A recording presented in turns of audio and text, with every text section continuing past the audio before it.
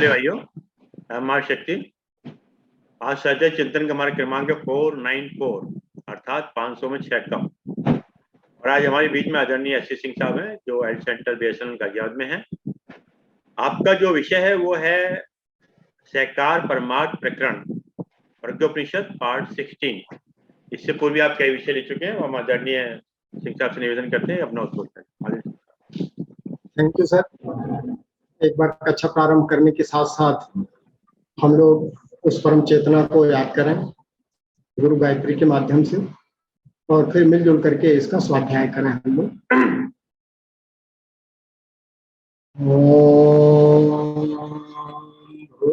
भूर्भुवः स्वः तत्सवितुर्वरेण्यं भर्गो देवस्य धीमहि धियो यो नः प्रचोदयात्। असंभवं संभव कर्तुम् उद्यतं प्रचंड झंझावृत्तिरोध सक्षमं युगस्य निर्माण कृते समुद्यतं परम महाकालमं नमाम्यहम्। इस कक्षा में उपस्थित सभी देवतुल्य स्नेही सुनों साथियों, आप सबको नमन। इस कक्षा में आप सबका अभिनंदन वंदन। जैसा कि आज का विषय अभी आदरणीय अर्जुन शर्मा साहब ने बताया, सहकार और परमार्थ।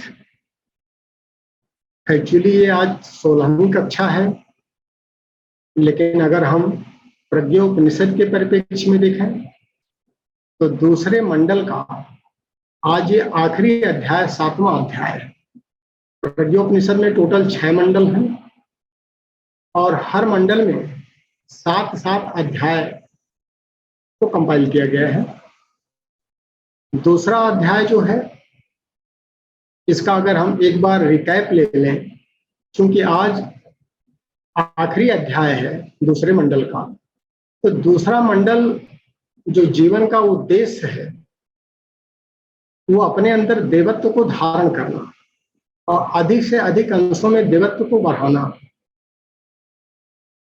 तो दूसरे मंडल का जो पहला अध्याय था वो देव मानव समीक्षा थी। इस ढांचे के रूप में नर पिशाच भी हैं, नर पशु भी हैं, नर मानव भी हैं, देव मानव भी हैं, और ये सब हमारे आंतरिक स्थिति के ऊपर निर्भर करता है। और यही ट्रांसफॉर्मेशन हम जीवन का करने के लिए मनुष्य जीवन को धारण किया है। तो पहला अध्याय देव मानव समीक्षा, ये नर मानव से या नर पशु नर पिशाच से हम देव मानव की तरफ कैसे बढ़ें, वो क्या साधन है, उसी को धर्म कहते हैं। तो धर्म विवेचना दूसरा अध्याय है, ये जानने के लिए कि धर्म है क्या, धर्म कैसे इस मनुष्य को नर पिशाच से देव मानव में ट्रांसफॉर्म कैसे करता है, उसकी समीक्षा की गई थी। और उसमें फिर 5 युग्म बनाए गए।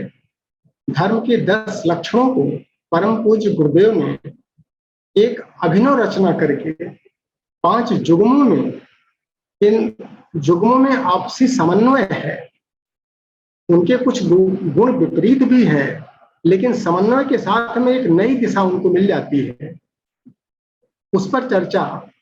तो पहला जो युग्म था तीसरा अध्याय, उसको सत्य और विवेक कहते हैं। सत्य की तरफ विवेक के माध्यम से बढ़ना, इसको आत्मसात करना पहला युग्म है, 2 लक्ष्य। दूसरा युग्म जो है संयमशीलता और कर्तव्य परायणता, 2 चीजें हैं, और के अंदर समन्वय बना के दोनों गुणों को धारण करने से क्या क्या फायदे होते हैं, इस पर विस्तृत विवेचना हो चुकी है। और जो तीसरा युग्म था वह अनुशासन और अनुबंध का था, संस्कृति और सभ्यता का था। और चौथा युग्म जो पिछली कक्षा में हम लोग मिलजुल करके चर्चा किए हैं, वो सौजन्य, स्नेह, सौजन्य और पराक्रम, ये दोनों को एक साथ चलना चाहिए, तभी हम धार्मिक कहलाएंगे। स्नेह भी हो और कायरता ना हो, पराक्रम भी हो। और जो 5 या 9वां और 10वां जो लक्षण है वह है सहकार और परमार्थ। सहकार परमार्थ क्या है, इस पर जो आज की कक्षा पर मनन चिंतन हम लोग कर रहे हैं, इसमें जो जिज्ञासु प्रश्नकर्ता ऋषि है वह ऋषि जरत्कारु है, और सत्राध्यक्ष धर्मों में श्रेष्ठ धर्मधारक महर्षि आश्वलायन, जिनकी चारों सूत्र बहुत ही प्रसिद्ध है।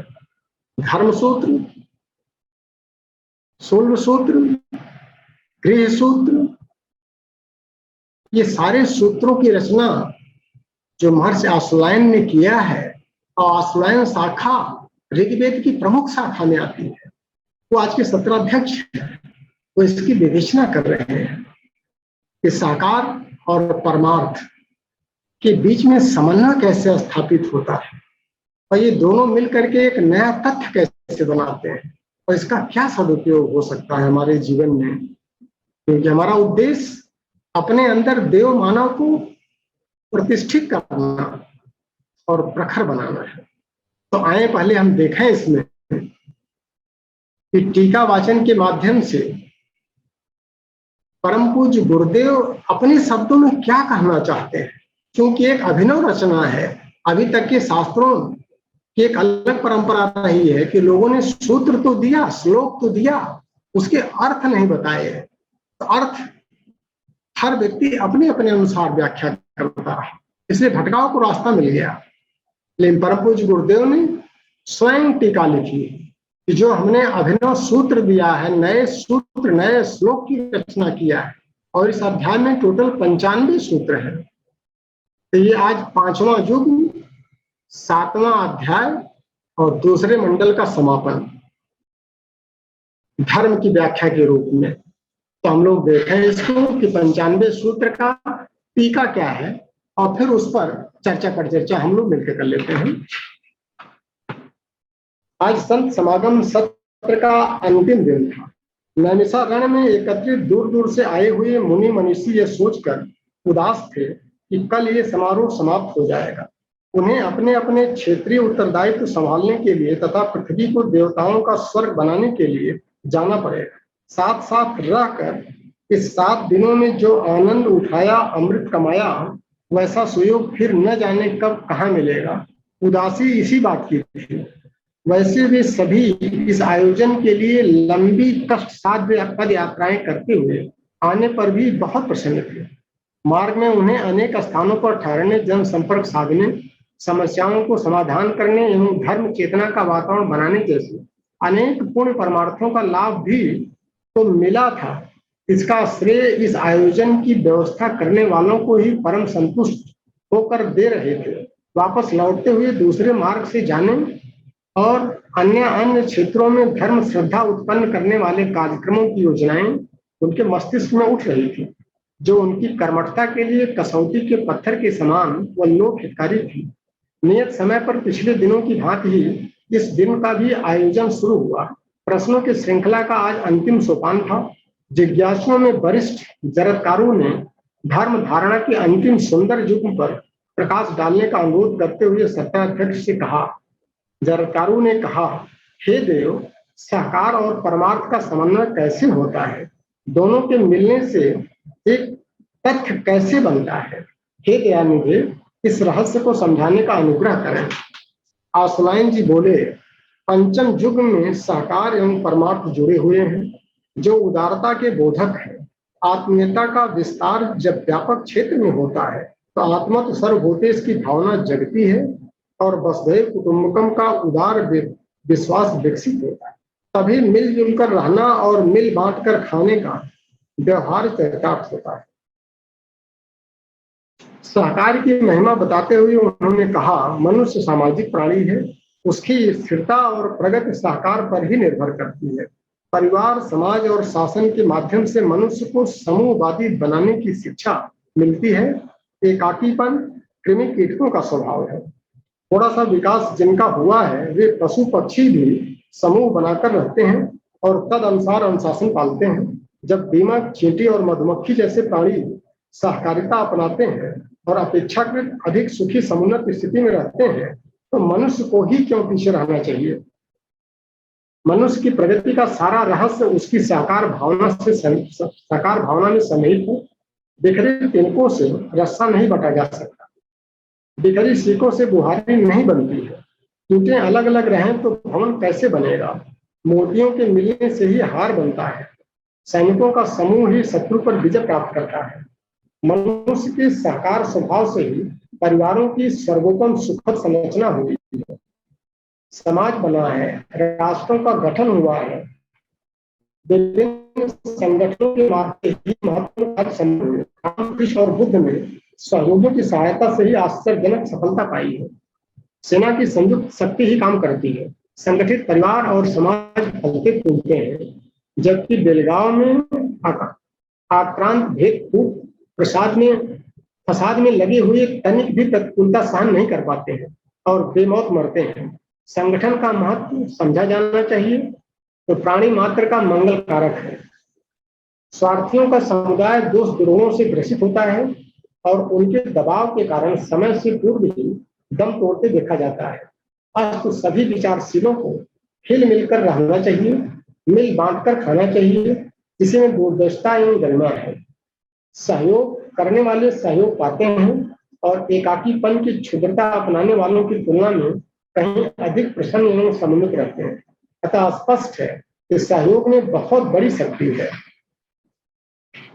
इसलिए मनुष्य को ने सहयोग पूर्वक समुदाय गठित किए, मिलजुल करके काम करना सीखा है, आदान प्रदान का क्रम अपनाया है और अनादिकाल से लेकर क्रमशः प्रगति पथ पर चलता हुआ वर्तमान स्थिति तक आ पहुंचा।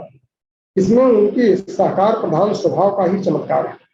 महामानव एकाकी नहीं रहे हैं, उन्होंने समूह बनाए और सामूहिक प्रयासों के बल पर बड़े संकल्प शीघ्र ही पूरे किए हैं। ठोस और अस्थायी सहकार स्वप्रयोजनों के लिए ही मिलता है और जिन कार्यों के पीछे लोकहित का जितना समावेश रहता है उसमें सहयोग देने की लोक श्रद्धा उतनी ही उमड़ती है, जो संसार की व्यथा रूपी रात्रि में चंद्रिका के उदय के समान सिद्ध होती है। निजी अथवा वर्ग स्वार्थ के लिए जो काम किए जाते हैं उन्हें लोग स्वार्थ प्रेरित मानते हैं और सोचते हैं जिनका लाभ है वे ही श्रम करें, अन्यों को उनसे क्या प्रयोजन। पर जहां न्याय का औचित्य पीड़ितों की सहायता का प्रश्न आता है वहां सभी का मन सभी को कल्याण कामना से उनमें योगदान करने के लिए उमड़ता है। महामानव की रीत नीति यही रही है। उनने सभी के लिए सुखकर सहकार का महत्व समझा, व्यक्तिगत स्वभाव और चरित्र को इस योग्य बनाया कि लोग उनकी प्रामाणिकता पर विश्वास कर सकें। उनने जिन भी कामों में हाथ डाला वे सभी ऐसे थे जिनके साथ लोकहित जुड़ा रहा है। स्वार्थ सिद्धि के लिए गिरोह बनाने वाले तो अनेकों दुष्ट, दुरात्मक, कुचाली और कुचक्री भी होते हैं। वे षड्यंत्र रचने और दुर्लभ संधियां करने के लिए चांडाल चौपड़ियां खड़ी करते रहते हैं। इसके लिए दुस्साहस भी करते हैं, मारने के साथ साथ मरते भी हैं। ऐसे उद्दंड प्रयत्नों की चर्चा तो लोग भारी मन से करते हैं पर उनकी कोई प्रशंसा नहीं करता और न ही कोई सच्चे मन से समर्थन करता है, न कोई सच्चे मन से सहयोग भी देता है। अतएव इस स्तर की किसी मिली हुई सफलताएं भी सर्वसाधारण की दृष्टि में उपेक्षित ही बनी रहती है, इनमें कोई सराहता नहीं है। ऐसी दशा में कर्ताओं को खलनायकों में ही गणना होती है। महामानव चरित्रवान होते हैं, सज्जनों का संगठन खड़े करते हैं या उनमें सम्मिलित रहते हैं। जो सोचते और करते हैं उनमें अद्भुत लोकहित का समावेश रहता है। सब प्रयोजनों के लिए प्रामाणिक व्यक्तियों के हाथ में सौंपे गए अनुदान असंख्य गुने होकर के देने वाले के पास वापस लौटते हैं। मक्का, बाजरा आदि के बीज उगने पर सहस्रों गुने होकर के बोने वाले के पास वापस लौटते हैं। परमार्थी ईश्वर के खेत में अपने श्रम तथा धन का बीज बोते हैं। इस व्यवसाय में लाभ ही लाभ है। मनुष्य को सत्प्रवृत्ति संवर्धन के लिए, पतन, पीड़ा और पिछड़ापन हटाने के लिए अपनी क्षमता और संपदा का बड़ा भाग उत्सर्ग करना चाहिए। इससे आत्मा तृप्त होती है। जो अपने लिए ही कमाता है और स्वयं ही खाता है उसे चोर कहा गया है। चोर भी एकांत प्रिय होता है। बादल निस्वार्थ भाव से बरसते हैं, नदियां अपनी जल संपदा से भूखंडों और प्राणियों की प्यास बुझाती है, वृक्ष फल देते हैं, भेड़ ऊन देती है, भूमि अन्न उपजाती है। इन अनुदानों को निरंतर देते रहने पर भी उन्हें कोई घाटा नहीं पड़ता है। एक हाथ से देने पर वरदान की तरह भगवान उन्हें प्रतिदान देता ही रहता है, जिन्हें उसका दूसरा हाथ ग्रहण करता रहता है। जो नहीं देता है वो छोटे पोखरों के जल जैसा सूखता और सड़ता रहता है, जबकि छोटे निर्जल भी सदा बहते और स्वच्छ रहते हैं। अतः मनुष्य को उदार व परमार्थ परायण होना ही चाहिए। शरीर चक्र, जल चक्र और प्रकृति चक्र में आदान प्रदान की परंपरा है। जो देना बंद करता है वो संपन्न तो बनता नहीं, उल्टे सड़ता और नष्ट होता देखा जाता है। संकीर्णता, कृपणता और कायरता सृष्टि व्यवस्था की अवहेलना है। इन्हें अपनाकर जो लाभ की बात सोचते हैं वे अदूरदर्शी बहुत घाटा सहते हैं और अंततः बुरी तरह पछताते हैं। आत्मा का विकास उदार आत्मीयता, परमार्थ परायणता और व्यापक दृष्टिकोण अपनाने रहने में ही है। कृपणों का वैभव दुर्गतिग्रस्त होता है और जहां भी वह उदारता ठहरता है तेज अम्ल की तरह उसे गलाकर जलाकर समाप्त कर देता है। इसे मतभ्रम ही कहना चाहिए कि लोग अपनी क्षमता को संचित करके रखना चाहते हैं और उसका लाभ कुछ थोड़े ही समीपवर्ती लोगों को देना चाहते हैं। इस नीति को अपनाने में चतुरता अनुभव करने वाले लोग अंततः मूर्खों के समूह में गिने जाते हैं। उदारमना लोगों ने विश्व वसुधा को बहुत कुछ दिया है। जिसने जितना दिया है वो उसी अनुपात में एक दान के बदले 20 अनुदान अर्जित करने में सफल हुआ। आत्मसंतोष, लोक सम्मान और दैवीय अनुग्रह हर किसी को नहीं मिलते हैं। इस दैवीय अनुदानों के अधिकारी मात्र उदार मना ही होते हैं। जो स्वयं उदार हैं उसी पर संसार की उदारता बरसती है। कृपणता अपनाने से समाज भी रुष्ट होता है और भगवान का कोप भी बरसता है। ये संसार क्रम में व्यतिरेक उत्पन्न करने के कारण तथा मनुष्यों की दुर्गति करने वाला होने से पापकृत माना गया है। धर्म धारणा और आत्मिक प्रगति का मूल्यांकन इसी आधार पर किया जाता है कि अपने जीवन क्रम में कितनी उदारता अपनाई गई और परमार्थ परायणता दिखाई गई। स्वर्ग और मुक्ति का पूर्ण प्रतिफल इसी परमार्थ परायणता के वृक्ष पर ही लगता है। धर्म धारणा के अन्य 4 युग्मों की भांति ये 5वां युग्म भी अति महत्वपूर्ण है। धर्म आचरण का विषय है, उसके कर्म में परिणत किया जाता है। कथन श्रवण से तो जानकारी प्राप्त होती है और दिशा मात्र मिलती है। अतएव धर्म चर्चा को आवश्यक तो समझा गया है पर उसे आचरण में लाए बिना पर्याप्त नहीं माना गया है। सत्र समापन पर सभी उपस्थित जन गले मिले एवं हर्ष से गदगद हो गए। सत्र अध्यक्ष को नमन अभिनंदन किया जिन्होंने ऐसी अमृत वर्षा की और आगंतुकों को धर्म धारणा के तत्वज्ञान को गंभीरता पूर्वक समझाने का सफल प्रयत्न किया। कल सभी को अपने अपने स्थानों को जाना था। सबने अपनी अपनी गतिविधियों में धर्म धारणा के इस स्वरूप को और भी अच्छी तरह समाविष्ट करने का निश्चय किया। अत्यंत उत्साह के वातावरण में जयघोष के साथ तपोवन में आयोजित वह सत्र समाप्त हुआ। दूसरी बार फिर ऐसे ही आयोजन के होने और उनमें सम्मिलित होने की आकांक्षा सभी के मन में उठ रही थी। इत श्रीमद प्रज्ञा उपनिषदे महा ब्रह्म विद्या आत्मविद्यो युग दर्शन युग साधना प्रकटीकरणो श्री आश्वायन जरकारू ऋषि संवादे सहकार परमार्थ प्रकरणों नाम 7वां अध्याय। इसको जो पढ़ने का उद्देश्य होता है वो सिर्फ उद्देश्य ये होता है कि जो ऋषि सत्ता ने इसकी अभिनव रचना की है उनके शब्दों को हम देखें। और ये कोई कथा कहानी नहीं है। इसके एक एक श्लोकों पर जब गहन मनन और चिंतन किया जाता है तो धर्म का वास्तविक स्वरूप निखरता है। और जब उसकी हम समीक्षा करके अपने को उन सूत्रों में रिव्यू करते हैं तब पता चलता है कि हमारे अंदर अभी कितने और सुधार की आवश्यकता है। तभी हम यथार्थ की तरफ बढ़ पाते हैं, तभी उसका वास्तविक लाभ मिल पाता है।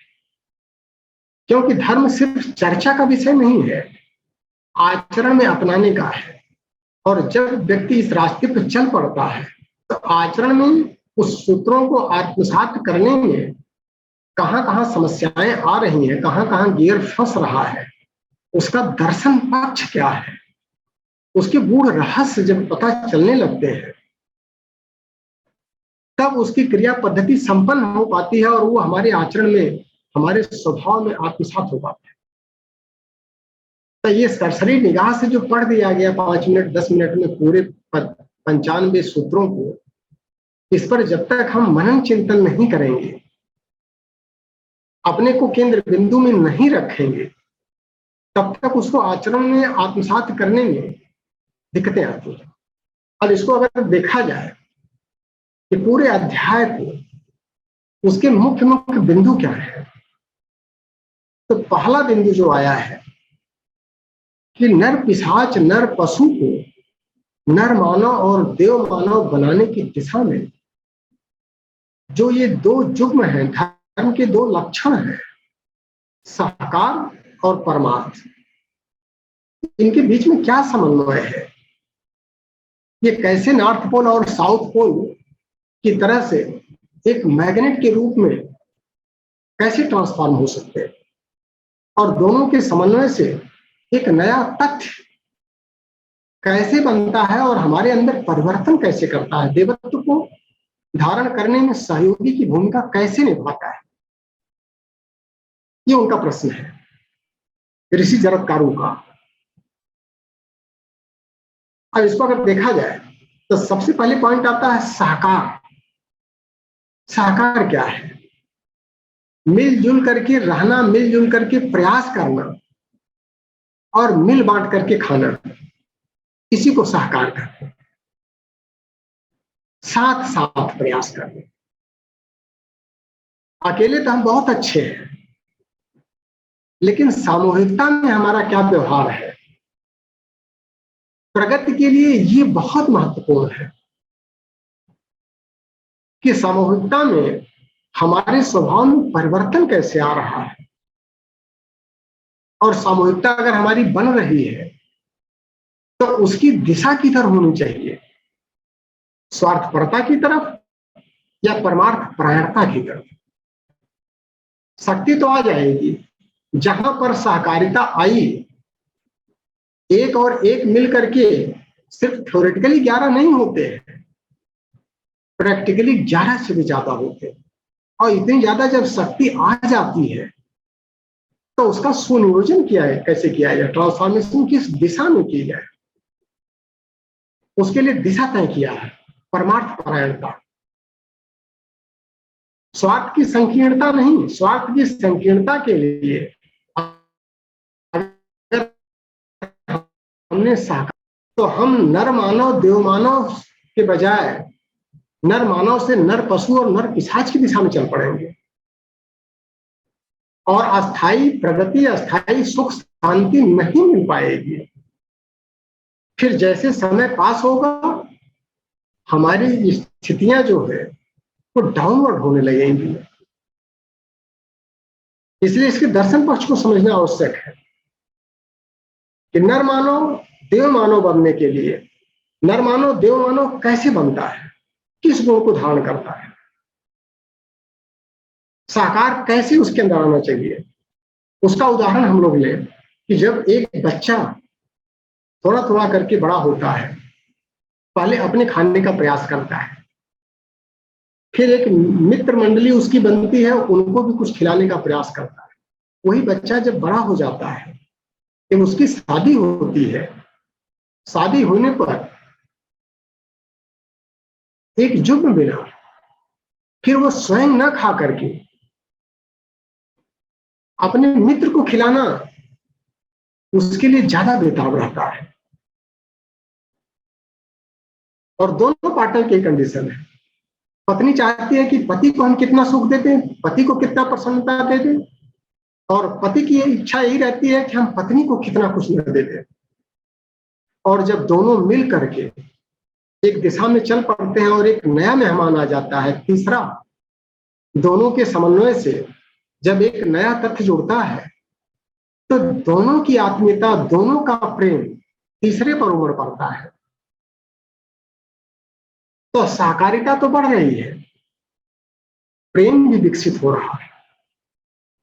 लेकिन यही नर पिशाच से नर पशु और नर मानव, जब हम उसको परिवार तक सीमित कर देते हैं, अपने बच्चे तक सीमित कर देते हैं, अपने कुटुंब तक सीमित कर देते हैं, और यही बाउंड्री अगर हम थोड़ा सा विस्तार कर दें, इसको ढीला कर दें, तो देवत्व का गुण आ जाएगा।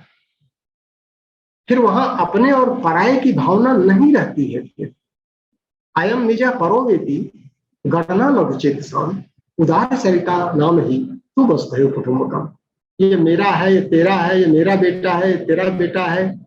जब इस भावना से हम थोड़ा सा आगे चलने लगते हैं व्यवहार में,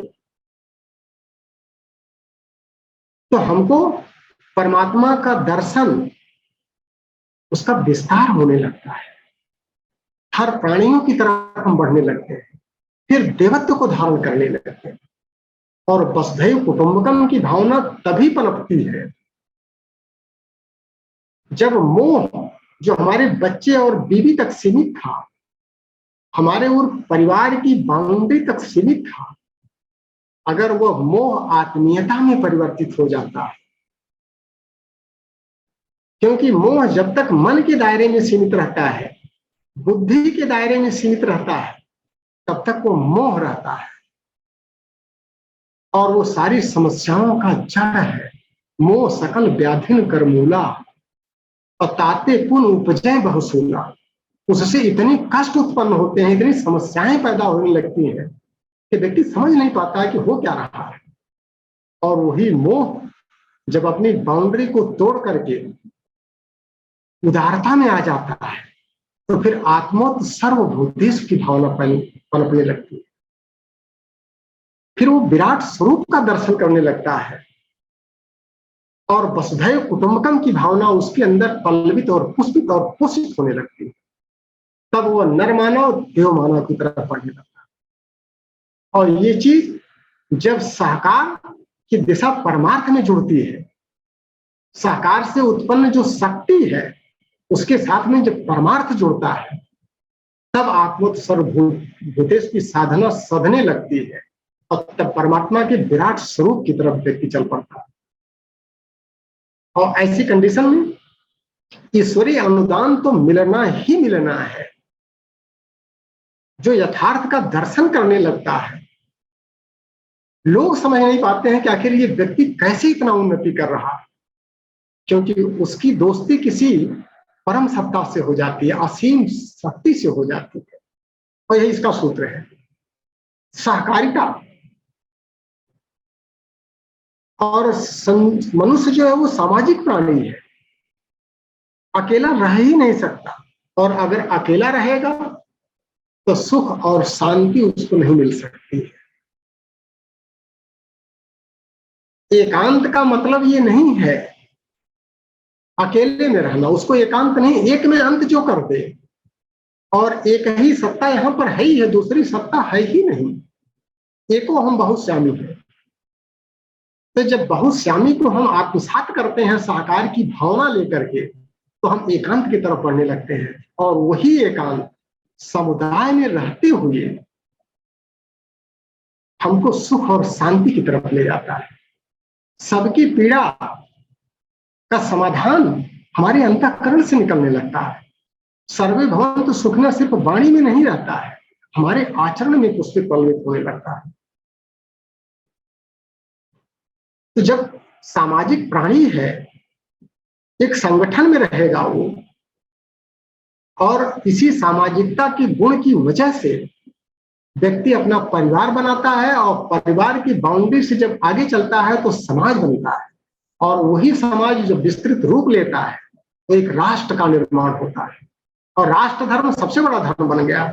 और वही राष्ट्र की भावना जब और विस्तृत होती है तो फिर हम विश्व परिवार की तरफ चल पड़ते हैं और सृष्टि और समष्टि की दिशा में बढ़ने लगते हैं।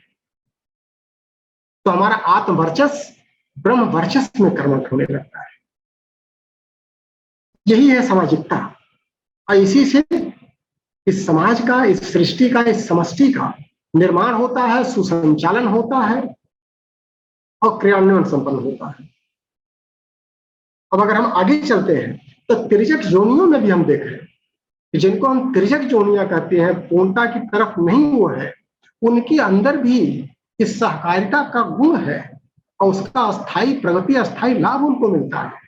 चींटियों के समूह को हम देख लें मधुमक्खियों के समूह को देख लें, दीमकों के समूह को देख लें, वो अपने गुण, अपने स्वभाव के अनुसार सतत प्रयासरत और विकास भी करते रहते हैं।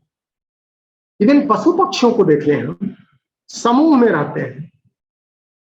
कबूतर हम देखते हैं एक ही दिशा में एक साथ उड़ पड़ते हैं और एक ही दिशा में चल पड़ते हैं। तो पशुओं को ले लें, पक्षियों को ले लें, ये जब सहकार में आते हैं शक्तिशाली बन जाते हैं। और बड़े बड़े जो उनसे ज्यादा शक्तिशाली जानवर होते हैं समूह को अटैक नहीं कर पाते हैं। संघीय शक्ति सर्वदा। तो जब तिर्यक जोनियां समूह में रह सकती हैं, सहकारिता के धर्म का निर्वाह कर सकती है अपने शांति, सुख और अस्थायी विकास के लिए, तो हम तो इंसान हैं, हमको तो उस दिशा में चलना ही पड़ेगा। तो इसको हम देखें कि परमार्थ परायणता के साथ में सहकारिता जो है हमेशा सुखदायी होती है और अस्थायी प्रगति देती है, अस्थायी नहीं। और अगर सहकारिता तो हमने कर लिया, लेकिन अगर हम उसको स्वार्थपरता की तरफ लेके चले, दूसरे का नुकसान करने के लिए अगर लेके चले, तो जो हमारे अंदर सहकारिता की भावना है वो आगे सुखदायी नहीं रह जाती है, वो छिन्न भिन्न हो जाती है और एक दूसरे को डैमेज कर देती है। अस्थायी कुछ क्षणिक रूप में वो दिखाई तो पड़ेगी, बहुत तेजी से वृद्धि कर रही है, लेकिन दूरगामी परिणाम उसका जो है वो अस्थायी नहीं रहता है, सुख नहीं प्रदान करता है। तो कभी भी सहकारिता से जो शक्ति उत्पन्न हो उसका सुनियोजन अगर हम परमार्थ परायणता की तरफ करने लगते हैं तो हमारी शक्ति, हमारी सुख, हमारी प्रगति, हमारी शांति मल्टीप्लाई और एक्सपोनेंशियली मल्टीप्लाई होकर के वृद्धि कर जाती है। उस दिशा में हम चल पड़ते हैं। और अगर हम महामानवों को देखें, जो महामानव हमारे लिए रास्ता बनाए हैं, उन्होंने क्या किया है, इस धर्म के जुग्म को कैसे अपनाया है। किसी को ले लें, राम को ले लें, रावण को मार करके सीता को लाने के लिए क्या राम अकेले सक्षम नहीं थे? रावण का वध तो अकेले राम ने ही तो किया था।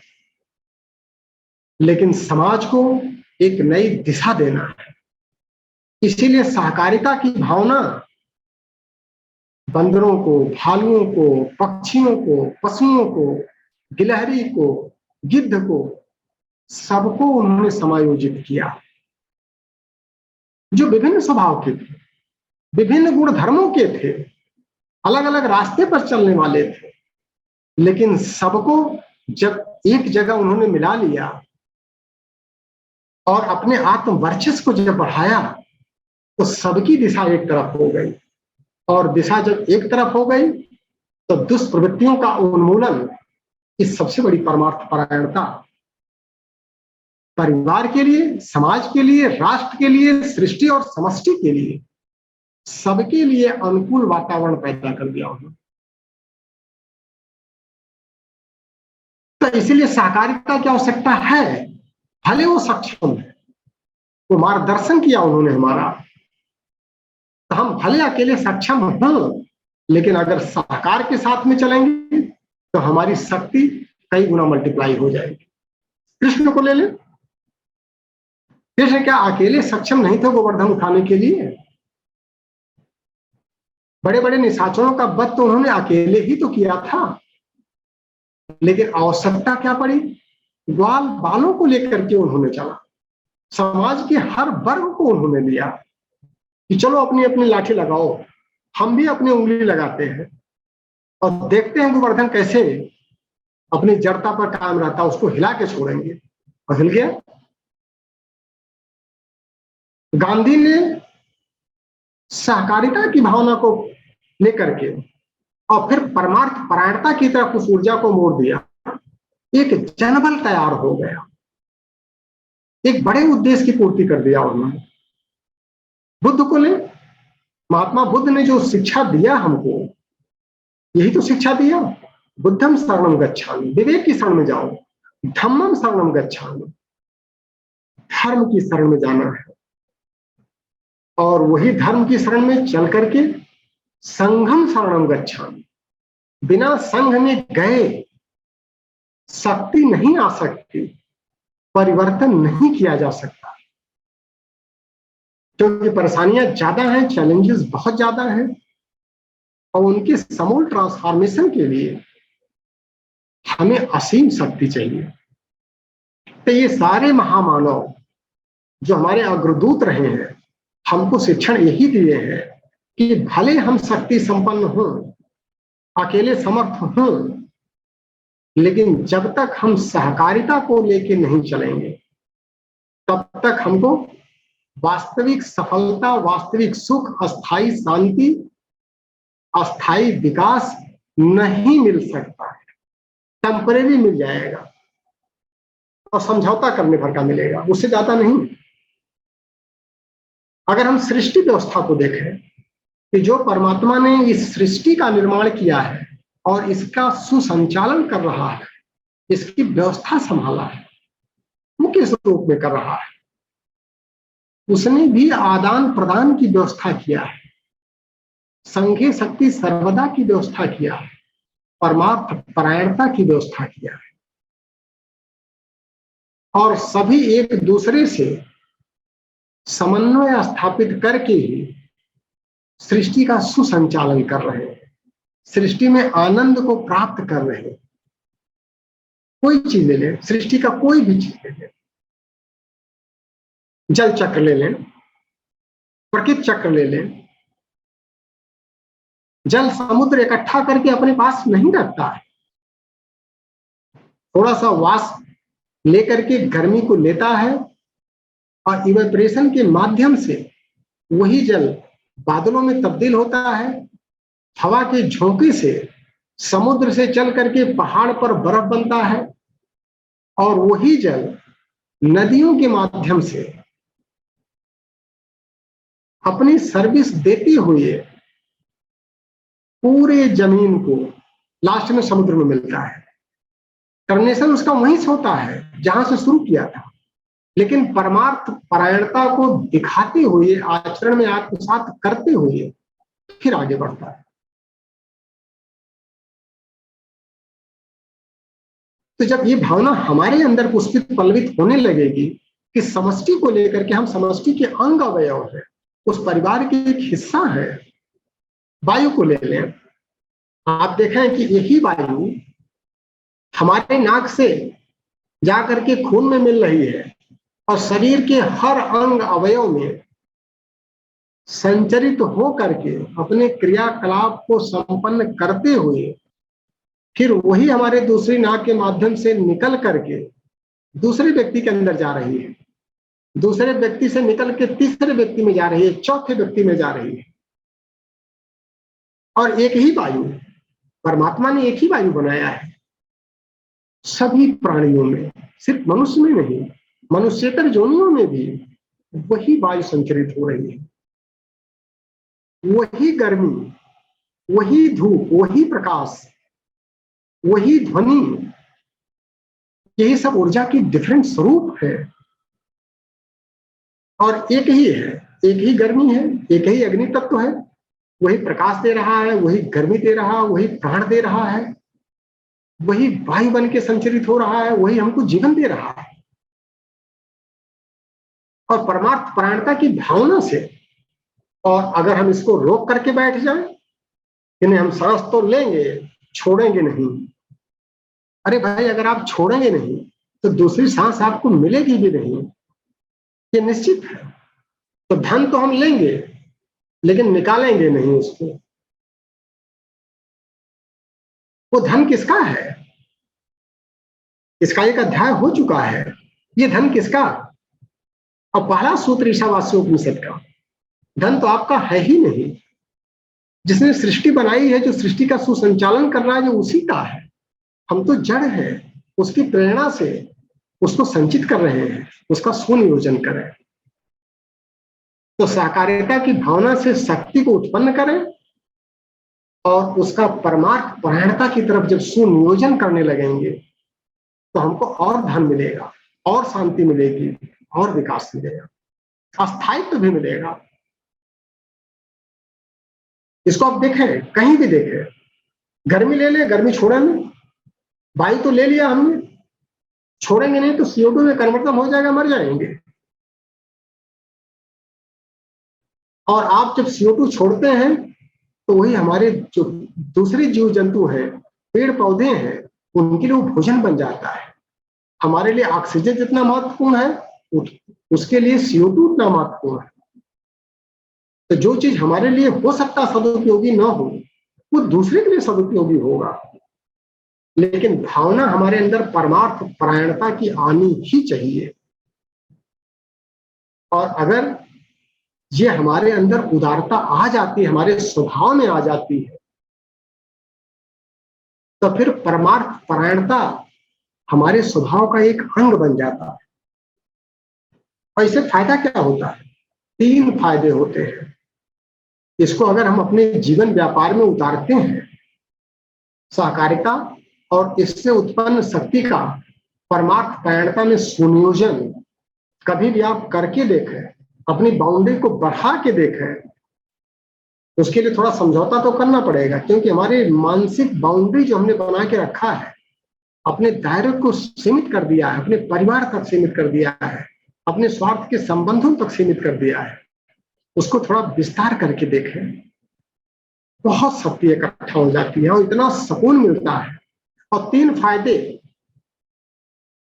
जिसको व्यवहारिक रूप में हम बहुत महसूस कर रहे हैं, प्रैक्टिकल किया हमने। पहला फायदा क्या मिलता है? आत्मसंतोष, पराकाष्ठा पर, जिसके लिए हम दिन रात लगे रहते हैं, वो आत्मसंतुष्टि नहीं मिल पाती है। क्षणिक खुजली तो शांत होती है, कुछ सुख के साधन तो मिल जाते हैं, लेकिन आत्मसंतुष्टि तक वो साधन नहीं ले जाते हैं। और इस धर्म के युग को अपनाने से पराकाष्ठा तक आत्मसंतुष्टि मिलती है। दूसरा क्या मिलता है? लोक सम्मान इतना मिलने लगता है कि ये विचार करना पड़ता है कि भाई हमने तो कुछ किया ही नहीं, फिर भी इतना यश, इतना सम्मान मिल रहा है। अजनबी आदमी भी सम्मान दे रहा है। जिस रास्ते पर चल पड़ी उस रास्ते पर सम्मान लोग देना शुरू कर दे रहे हैं। स्वाभाविक रूप से मिलना शुरू हो जाता है। लेकिन उसकी साइंस को समझने के लिए इसको अपने आचरण में उतारना ही पड़ेगा, स्वार्थ संकीर्णता से बाहर आकर के। और जो तीसरा और सबसे बहुमूल्य चीज मिलती है, वो मिलता है दैवी अनुग्रह। पता नहीं चल पाता है कि हमने कल्पना भी नहीं किया, ऊपर वाला दे देता है, स्वाभाविक रूप से दे देता है। तो इस धर्म को अपनाने पर, इस युग को अपनाने पर, ये तीनों चीज बड़ी आसानी से, बड़ी सहजता से सुलभ हो जाती है। अच्छा, इसको हम देखें तो हमारे जो तमाम धर्म ग्रंथ हैं, उनकी क्या विचार है साकार और परमार्थ के ऊपर, उनसे भी हम निचोड़ ले सकते हैं। जैसे गायत्री की, अगर गायत्री की आचरण संहिता हम देखें कि प्राण साइंस की जो आचरण संहिता है, वो क्या कहती है? देवत्व का गुण धारण करने के लिए देवस्य शब्द आता है। भर्गो देवस्य, देवस्य में से अक्षर क्या कहता है? एक साइंस बताता है, उसका दर्शन पक्ष बताता है, सिद्धांत बताता है, प्रिंसिपल क्या है? स्यंदनम परमार्थस्य परार्थो ही बुधैर्मत, जो अन्यान्य सुखैते विद्वान तस्य दुखम विनश्यति। अपने दुख को दूर करने का सबसे अच्छा फार्मूला दे दिया है कि अगर आप दूसरे को दुख को दूर करने लगिए, अपनी ऊर्जा वहां खर्च करिए, तो आपका दुख कहां चला जाएगा आपको पता नहीं चलेगा और सुख की झड़ी लग जाएगी। लेकिन इस फार्मूले को अपनाना पड़ेगा। और जब हम सांसारिकता में फंसे रहते हैं तो ये फार्मूला समझ में नहीं आता है। फिर लगता है कि भाई हम अपनी मदद न करके उसकी मदद करेंगे तो हमको फायदा कैसे मिलेगा? करके तो देखें भाई। ये सूत्र दिया है, चंदनम परमार्थ से परार्थो ही बुधैर्मत है। जो विद्वान है, बुद्धिमान है, वो दूसरे की मदद शुरू कर देता है और उसका फल उसको मिलने लगता है। उसके अपने दुख स्वतः दूर हो जाते हैं। अच्छा, दूसरा अक्षर एक देखें, प्रचोदयात में प्र अक्षर आता है। पर अक्षर क्या कहता है?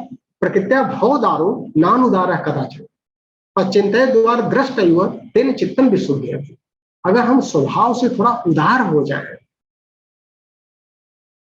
उदार आत्मीयता को अपना ले, तो चित्त हमारा स्वतः निर्मल होने लगता है। कोई साधना की आवश्यकता नहीं पड़ती है, किसी तरह की साधना की आवश्यकता नहीं रह जाती। सबसे बड़ी साधना यही है, उदार। अगर हमारे अंदर उदारता, सहिष्णुता की भावना आ गई, लोगों की गलतियों को क्षमा करने का एक स्वभाव बन गया, सबके लिए अगर हम उदार होने लगते हैं तो चित्त निर्मल होने लगता है।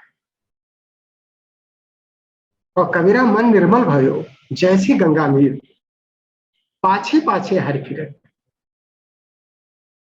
कहत कबीर कबीर उस स्थिति को हम प्राप्त कर लेते हैं खाली उदारता को अपनाने से। और गायत्री गीता में अगर हम जाए तो गीता दर्शन कराती है, उसमें योना अक्षर आता है, योना शब्द एक आता है, योना संयम विज्ञान को बताता है। क्या बताता है योना? योनो वास्तु ही शक्ति साधन चयो न्यूना अधिकाश्चात हुआ भागम न्यूनतम ही तस्य विदधेयम आत्म प्रसादाय च तद्धेनेषु अभिलाष वस्तु विपरीत ही शक्ति नाश यत पश्चात अवशिष्ट भागम त्यक्त्वा फलासाम हृदय तद्धेनेषु अभिलाष वस्तु विपरीत ही शक्ति नाश। अर्थात संयम विज्ञान, संयम की एक साइंस वो क्या कहती है कि अपने प्रयास से, अपने पुरुषार्थ से, परिश्रम से आप जो भी शक्ति और साधन संचित किए हैं, अर्जित किए हैं,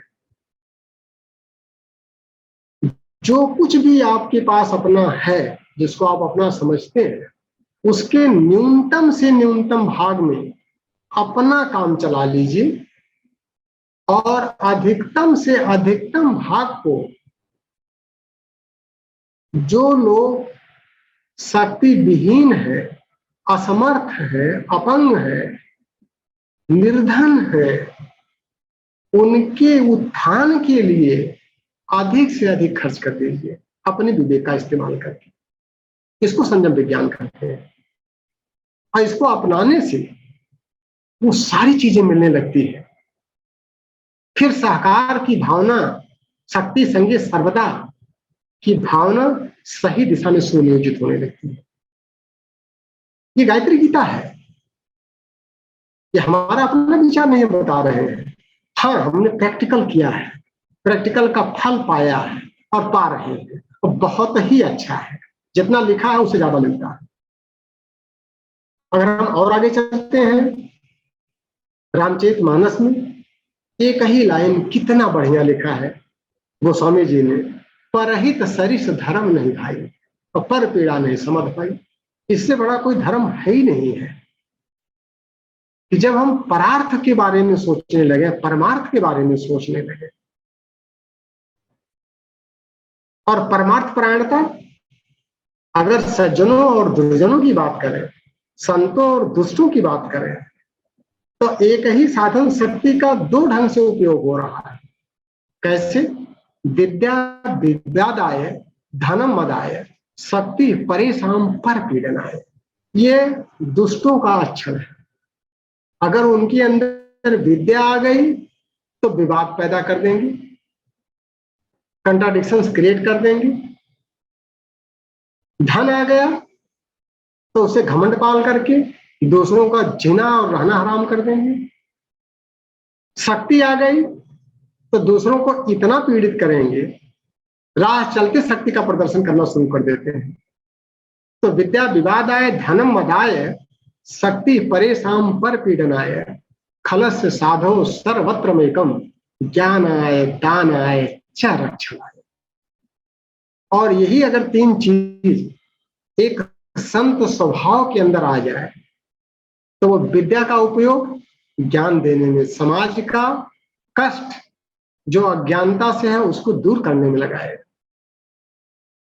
शक्ति का सदुपयोग अनीत और अन्याय जहां हो रहा है उसके खिलाफ उपयोग करेगा, ताकि समाज में एक न्याय व्यवस्था को स्थापित किया जा सके। और जब धन आएगा तो समाज के स्तर को ऊंचा उठाने के लिए, क्योंकि वो समाज का अंग है, सृष्टि के सुसंचालन में अपने को समायोजित करता है, वो परमात्मा का एक अच्छा अधिकारी है।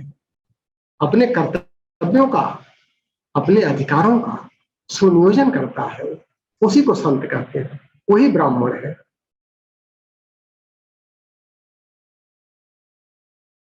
तो जो हमारे धर्म ग्रंथ शास्त्र है वो भी इसी दिशा में चल पड़ते हैं। औरों के हित जो जीता है, औरों के हित जो बढ़ता है, उसका हर आंसू रामायण, उसका हर कर्म ही गीता है। उसको रामायण और गीता पढ़ने की आवश्यकता फिर नहीं रह जाती है। बस खाली उसकी संवेदना वही उसकी रामायण बन जाती है और उसकी कर्म निष्ठा उसके लिए गीता बन जाती है। औरों के हित जो जीता है, औरों के हित जो मरता है। तो ये सब चीजें, और अगर हम थोड़ा सा और इस पर मनन चिंतन करें तो देखें कि सबसे ज्यादा जो पूजनीय परिवार है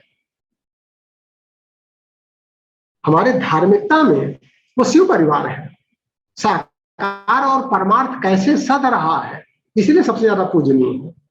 शक्ति की दिशा जब शिव की तरफ चलती है तो पूजनीय बन जाती है, और वही शक्ति जब शिव से अशिव की तरफ चल पाती है तो अभिनंदनीय नहीं रहती है, वह निंदनीय बन जाती है।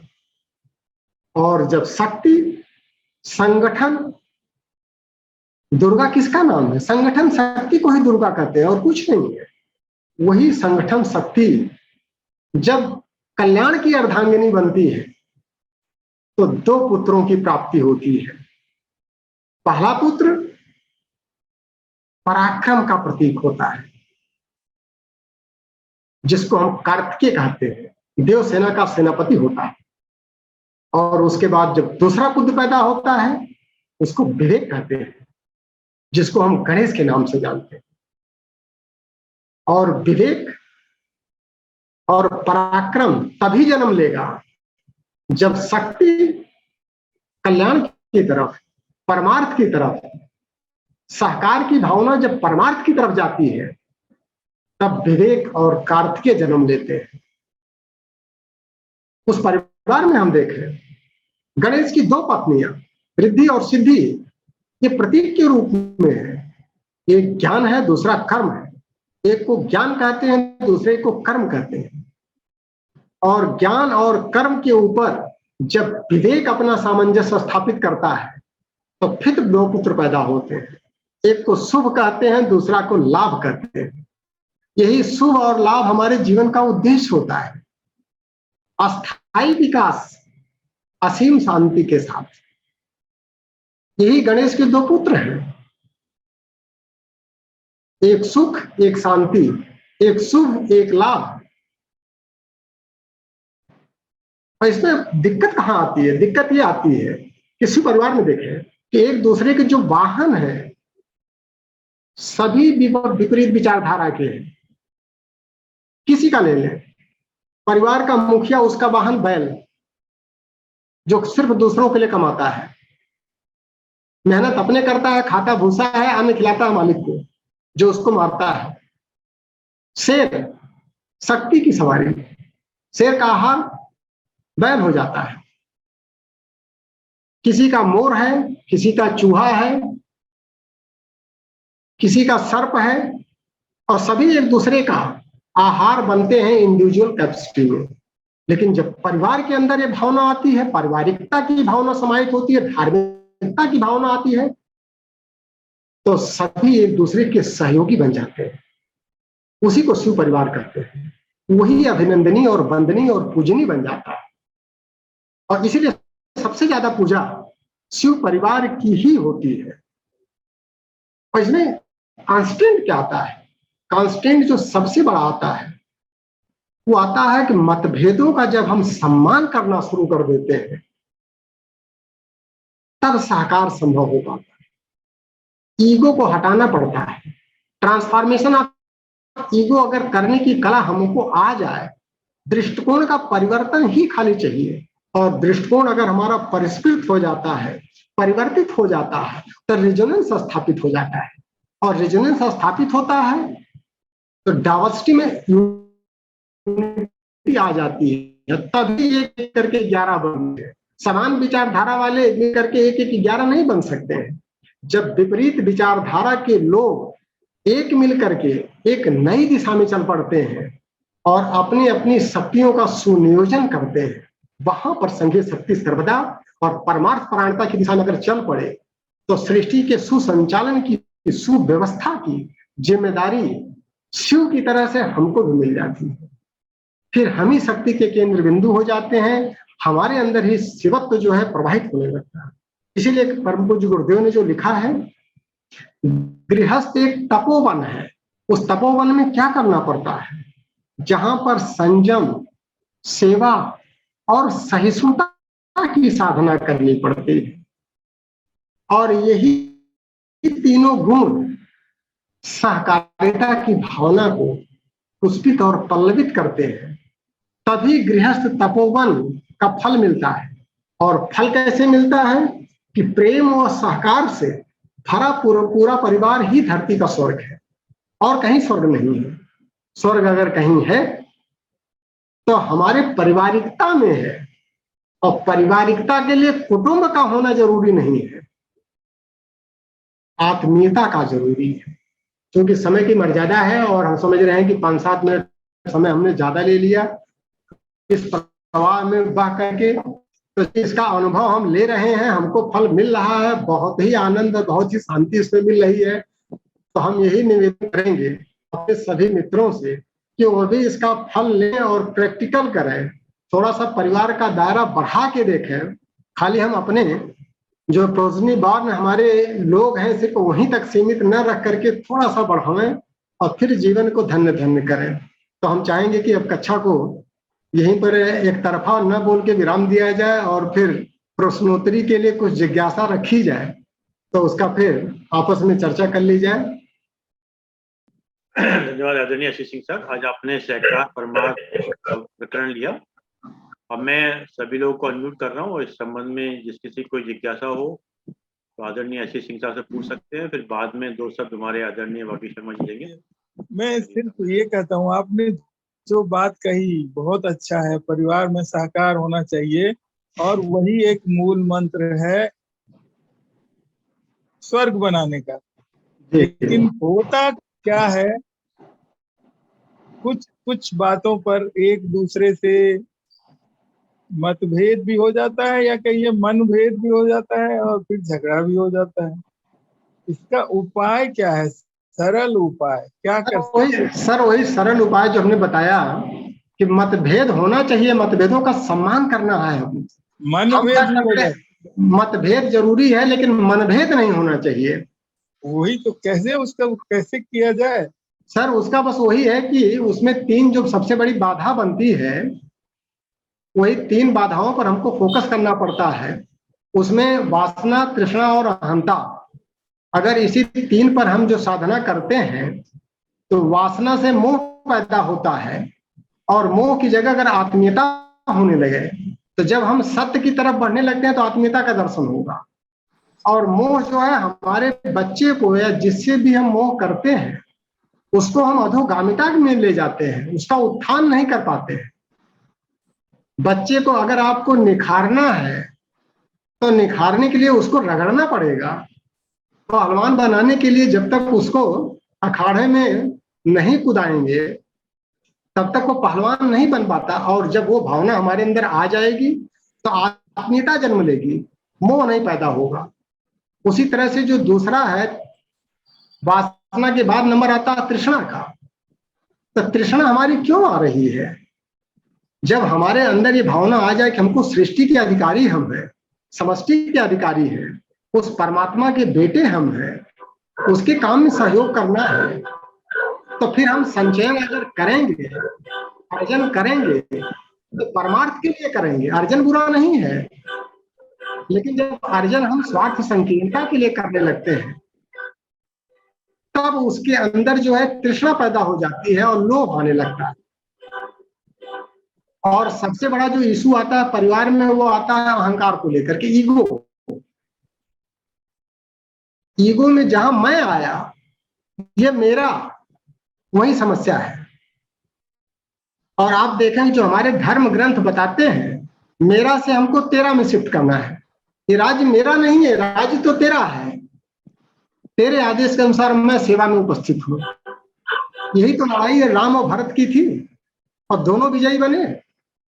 राम ने कहा ये मेरे भरत का राज्य है, मैं इसका संरक्षण करूंगा, और भरत ने कहा भैया राम का राज्य है, अपनी सेवा तो हम देंगे ही देंगे, लेकिन राज्य दूसरे का रहेगा। और जहां पर हमने अपना अधिकार जमा लिया कि नहीं, इस घर को हमने बनाया है, पैसा हमने कमाया है, शक्ति हमने लगाई है, वहां हमारी स्वार्थ संकीर्णता आ गई। अरे आपने ये सब कुछ किया है, उस चेतना के सहारे किया है, वो चेतना कोई और काम कर रही है। सर आप तो जड़ता में चल रहे हैं। मन जो है जड़ है, बुद्धि जड़ है, शरीर जड़ है। आपका अपने सांस पर जब कंट्रोल नहीं है तो ये ईगो कहां से आ गया? इसी ईगो का ट्रांसफॉर्मेशन जब हम करने लगते हैं सर, तो सही फिर बात है। ईगो तो समस्या का मूल कारण है ही। सर यही ईगो हमारी लेकिन लोभ और मोह दोनों को ये पैदा करता है। कई बार ऐसा लगता है ना कि हम संत तो है नहीं, है तो साधारण नीचे के आदमी। वो संतत्व कहाँ से लाएं, वो नहीं, मुश्किल होता है। सर यही हमारा भ्रम होता है, संत क्यों नहीं है हमें। सवाल ये आता है, संत क्या कोई आवरण का विषय नहीं, ये तो आचरण का विषय है सर। संत और ब्राह्मण योगी ये आचरण में है। एक ठेले वाला संत हो सकता है, आप कैसे कह सकते कि हम संत नहीं है? यही तो हमको देखना है कि हम संत हैं, असंत न बन जाए। अब क्या भगवा वस्त्र पहनेंगे तब संत कहलाएंगे? भगवा वस्त्र पहनने से संत नहीं बन सकते सर। हम टाई लगा के संत बनेंगे, चड्डी पहन के संत बनेंगे? स्वभाव का हिस्सा ईगो को हमको ट्रांसफॉर्म, ईगो को खत्म नहीं किया सकता। ईगो एक तत्व है सर, अहंकार एक तत्व है, तत्व समाप्त नहीं होता है। और परम पूज्य गुरुदेव ने अहंकार को योग बताया, अहंकार योग की साधना उन्होंने कहा है। अब कौन सी साधना करना है? अहंकार योग की साधना करना, अहंकार ही पालना है। तो हम वो वाला अहंकार क्यों ना पाल लें? अहम ब्रह्मास्मि, अयम आत्मा ब्रह्म, ये भी तो अहंकार है सर। जब विराट का स्वरूप एक साधक लेने लगता है, उसके अंदर परमार्थ परायणता स्वभावगत होने लगती है। और सर्वे भवन सुखना जब उसके आचरण में आता है, तो सर्वे में तो वो भी आ जाएगा सर। उसका भी कल्याण होगा, उसके बच्चे का भी कल्याण होगा। और ये साइंस है, सूत्र है। जैसे चाकू से हाथ काटने पर खून निकलेगा ही निकलेगा, उसी तरह से इस सूत्र को अपनाने पर आपका विकास होगा ही होगा। आपके बच्चे आगे जाएंगे ही जाएंगे, रोका ही नहीं जा सकता उनको। ये साइंस है। तो इसको अपना के देखें, ईगो का ट्रांसफॉर्मेशन करके देखें। जहां पर हम लड़ाई कर रहे थे नहीं ये मेरा है, अब वहां काट के देखे भाई ये तेरा है यार।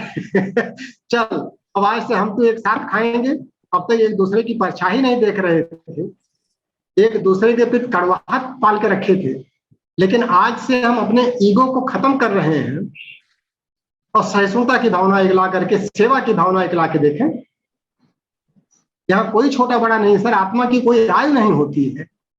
और जब हम आत्मिक स्तर पर जाते हैं तो समत्व आता है सर, समाधि आती है, विवेक में समता पैदा होती है। ये तो अभ्यास करना पड़ेगा सर। हर परिवार में ईगो को लेकर के ही लड़ाई, पति पत्नी में ईगो, बाप बेटे में ईगो आ गया, भाई भाई में खाली ईगो की लड़ाई है। ईगो अगर थोड़ा सा डाइल्यूट कर दिया जाए, ईगो का स्वरूप थोड़ा सा ट्रांसफॉर्म कर दिया जाए, इसी का अभ्यास कराना होता है सर। तो कम से कम परिवार में जो वरिष्ठ लोग हैं, बुद्धि में, विवेक में, पद में, शक्ति में, वो तो आगे आए सर। नेतृत्व यहाँ करना होता है। हम लोग चाहते हैं कि नेतृत्व मतलब भाषणबाजी करना, नहीं, नेतृत्व का मतलब त्याग। त्याग पहले कौन करेगा? पहले राम करेंगे, पहले भरत करेंगे? दोनों करेंगे, पहले हम करेंगे।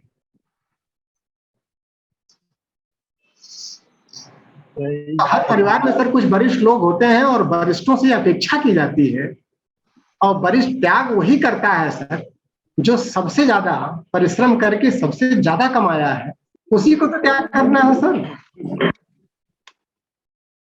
और उसी से अपेक्षा भी की जा सकती है। वास्तव में अभी तो ये आज आपने आरंभ किया है और अंत तक पहुंचते पहुंचते मेरे ख्याल से काफी लोग ये इस प्रज्ञोपनिषद का ऐसा प्रकरण है जो बहुत ज्यादा वर्तमान के मतलब हर एक उसमें पारिवारिक परिवेश में देखा जाए तो बहुत ज्यादा अनुकरणीय है। क्योंकि सर आप देखिए ना, गुरुदेव की ही यदि टीका टिप्पणियां देखी जाए तो उन्होंने बड़ा स्पष्ट लिखा है कि जो विकास केवल उसी का हो सकता है जो सहकारता अपनाते हैं। केवल मनुष्य नहीं, आप जीवों में भी देख सकते हैं कि जो समूह में चलते हैं, चाहे वो दीमक हो, चींटी हो या मधुमक्खी हो, जो एक साथ रहते हैं उनका विकास रहता है और वो सुखी और सम्मिलित चलते हैं। मनुष्य के रूप में भी यही है सर कि जहां सहकारिता की भावना है, जिस परिवार में हो, जिस समूह में हो, जिस भी क्षेत्र में हो, जिस भी जाति में हो, जिस भी प्रकल्प में हो, जो सहकार रहेंगे वही आगे बढ़ेंगे। गुरुदेव ने तो यह स्पष्ट लिखा था, गुरुदेव ने कि जो बिना बिखरे हुए तिनकों से रस्सी नहीं बन सकती, बिखरी हुई सीखों से आप बुहारी नहीं बना सकते। ईंटें आप अलग अलग पड़ी रहे कैसा ही हो, मकान नहीं बन सकता। हाँ, कितने ही सारे मोती हो, जब तक उनके अंदर सहकारिता नहीं होगी हार नहीं बन सकता।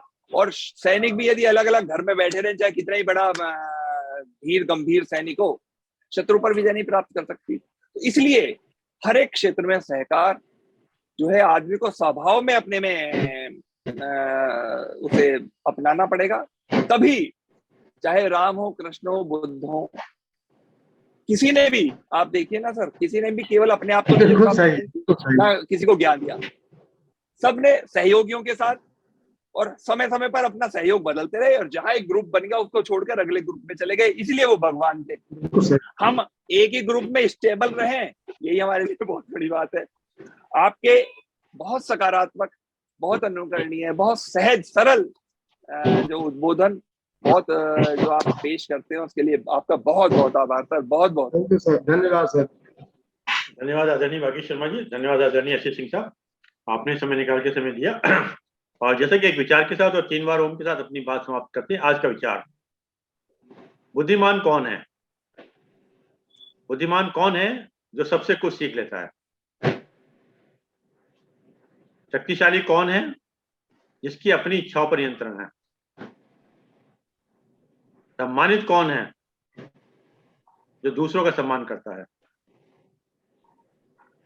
और लास्ट में, और धनवान कौन है जो अपने पास है उसी से प्रसन्न है? आइए 3 बार उनका चयन करते हैं। बिल्कुल सही है।